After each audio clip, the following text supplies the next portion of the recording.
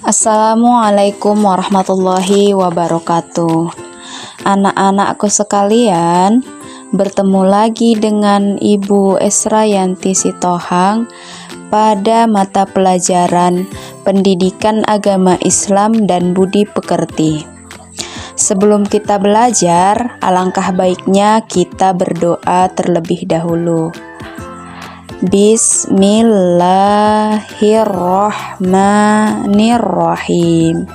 Raditu billahi robba wa bil islami dina wa bi muhammadin nabiyya wa rasula.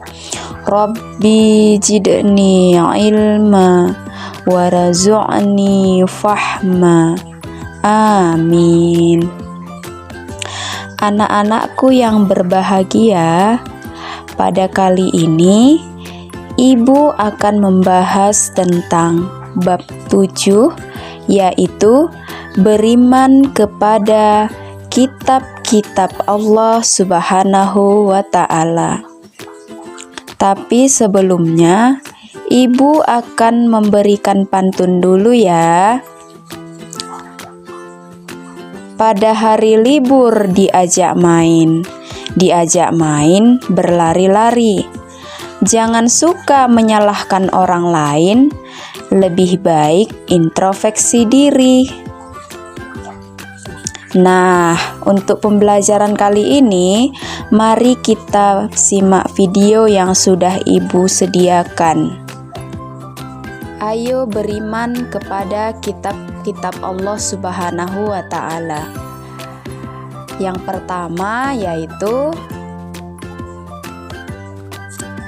adapun tujuan pembelajarannya yaitu, yang pertama, peserta didik dapat meyakini kebenaran adanya kitab-kitab Allah Subhanahu wa Ta'ala dengan benar. Yang kedua, peserta didik dapat menunjukkan sikap gotong royong dan saling menghargai sebagai implementasi pemahaman iman kepada kitab-kitab Allah Subhanahu wa Ta'ala dengan baik.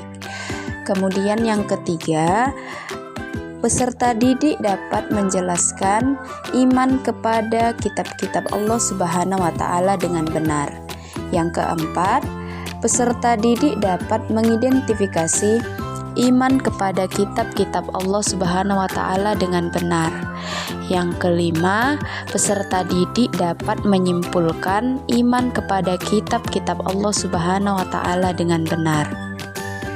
Nah, terlebih dahulu kita mengetahui apa itu pengertian beriman kepada kitab-kitab Allah. Nah, pengertiannya yaitu beriman kepada kitab-kitab Allah Subhanahu wa Ta'ala berarti meyakini dengan sepenuh hati bahwa kitab-kitab tersebut benar-benar wahyu dari Allah Subhanahu wa Ta'ala. Maknanya, kita percaya bahwa kitab-kitab Allah Subhanahu wa Ta'ala berisi petunjuk dan ajaran yang benar untuk mencapai kebahagiaan di dunia dan akhirat. Kitab-kitab Allah yang wajib diimani ada 4, yaitu yang pertama, Al-Quran, kitab suci umat Islam yang diturunkan kepada Nabi Muhammad SAW melalui malaikat Jibril. Kemudian yang kedua adalah kitab Taurat, diturunkan kepada Nabi Musa alaihissalam, berisi hukum dan ajaran untuk umat Israel. Kemudian yang ketiga adalah kitab Zabur, diturunkan kepada Nabi Daud alaihissalam, berisi nasihat, pujian, dan renungan. Kemudian yang keempat adalah kitab Injil, diturunkan kepada Nabi Isa alaihissalam, berisi ajaran tentang kasih, sayang, dan keselamatan. Nah, selanjutnya dalil iman kepada kitab-kitab Allah Subhanahu wa Ta'ala. Dalilnya yaitu terdapat dalam Al-Quran. Beberapa ayat dalam Al-Quran menegaskan keimanan kepada kitab-kitab Allah Subhanahu wa Ta'ala, seperti pada surah Al-Baqarah ayat keempat. Kemudian terdapat juga pada hadis Rasulullah Shallallahu Alaihi Wasallam juga bersabda tentang pentingnya meyakini kitab-kitab Allah Subhanahu Wa Taala. Misalnya hadis riwayat Muslim. Nah, kemudian cara beriman kepada kitab-kitab Allah Subhanahu Wa Taala. Yang pertama yaitu dengan mempercayai dengan sepenuh hati bahwa kitab-kitab tersebut adalah wahyu dari Allah Subhanahu wa taala. Kemudian yang kedua yaitu mempelajari isi kitab-kitab Allah Subhanahu wa taala dengan sungguh-sungguh dan juga memahami maknanya. Kemudian yang ketiga, dan inilah yang paling penting, yaitu mengamalkan ajaran yang terkandung dalam kitab-kitab Allah Subhanahu wa taala dalam kehidupan sehari-hari. Kemudian yang selanjutnya yaitu ciri-ciri orang yang beriman kepada kitab-kitab Allah Subhanahu wa taala. Yang pertama, mencintai Al-Qur'an. Artinya di sini yaitu menjadikan Al-Qur'an sebagai pedoman hidup dan selalu berusaha untuk mengamalkannya. Kemudian yang kedua, menghormati kitab lain, yang artinya menghormati kitab-kitab Allah Subhanahu wa taala yang diturunkan kepada nabi-nabi terdahulu, yaitu nabi-nabi sebelum Nabi Muhammad SAW. Yang ketiga yaitu berakhlak mulia, artinya memiliki akhlak mulia yang terpuji sesuai dengan ajaran kitab-kitab Allah Subhanahu wa taala.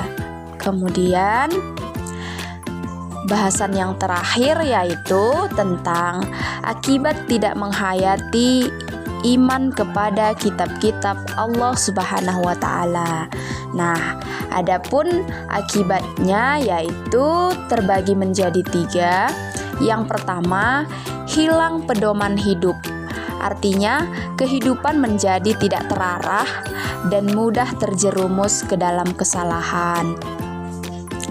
Yang kedua, jauh dari rahmat Allah, yang artinya tidak mendapatkan kebaikan dan hidayah dari Allah Subhanahu wa taala sehingga sulit meraih kebahagiaan. Kemudian yang ketiga, terjerumus dalam kesesatan, yang artinya mudah terpengaruh oleh ajaran sesat yang bertentangan dengan ajaran Allah Subhanahu wa taala. Nah, demikianlah pembahasan kita tentang ayo beriman kepada kitab-kitab Allah Subhanahu wa taala. Semoga materi yang Ibu tampilkan tadi dapat menambah wawasan dan pengetahuan kita semua terhadap kitab-kitab Allah Subhanahu wa taala, dan semoga senantiasa kita menjadikan Al-Qur'an sebagai pedoman hidup kita sehari-hari. Demikian yang dapat Ibu sampaikan. Jika ada kata-kata yang salah, Ibu minta maaf, dan kepada Allah Ibu mohon ampun. Demikian, Assalamualaikum warahmatullahi wabarakatuh.